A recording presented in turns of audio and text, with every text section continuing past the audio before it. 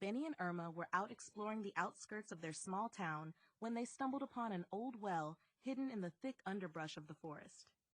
Intrigued by the mysterious structure, they approached it cautiously. Its stone walls were weathered and covered in moss, hinting at its age and neglect. "Hey, Irma, check this out," Benny exclaimed, pointing at the well. "Think there's any treasure down there?" Irma laughed, her eyes sparkling with curiosity.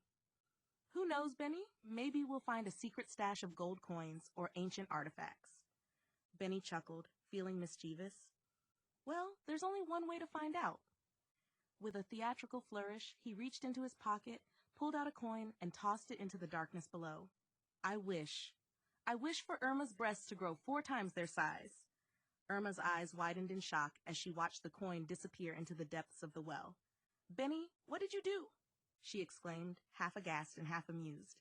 But before Benny could respond, they were both stunned into silence as they witnessed Irma's wish coming true. Her chest swelled dramatically, her eyes widening as she stumbled backward in disbelief. "Oh my!" Benny stammered, unsure of how to react. Irma, however, wasn't amused. "Benny, change me back this instant," she demanded, her voice tinged with frustration. But Benny couldn't contain his laughter. "I'm sorry, Irma, but I only had the one coin," he said between chuckles. "Looks like you'll just have to learn to deal with it." Irma glared at him, her cheeks flushed with embarrassment and anger. "Fine, if that's how it's going to be," she muttered, reaching into her own pocket and pulling out a coin of her own. Before Benny could protest, Irma tossed the coin into the well with a determined flick of her wrist. I wish for Benny to become a woman with even bigger breasts than mine."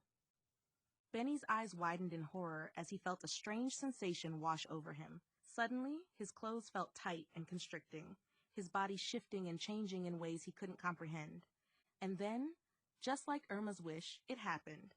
He transformed into a woman, his chest swelling to proportions even larger than Irma's. "What have you done?" Benny exclaimed, his voice now high-pitched and filled with panic. Irma smirked, a satisfied gleam in her eyes. "I only had one coin, Benny," she said smugly. "Looks like you'll just have to deal with it."